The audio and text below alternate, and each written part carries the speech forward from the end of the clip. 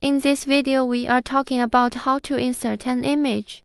This image can be used as one of our reference pictures. Before we draw, we can choose a favorite picture. Click on the image here to insert the image. Select the picture you have already selected. Click to open.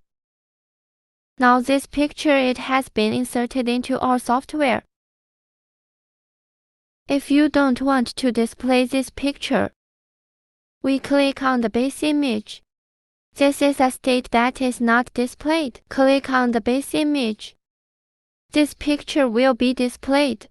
If you want to change the size of the picture, select the picture with the selection tool. Right-click to select Object Properties. Here you can change its width and height. Click OK. The image size is modified. This video ends here. See you next time.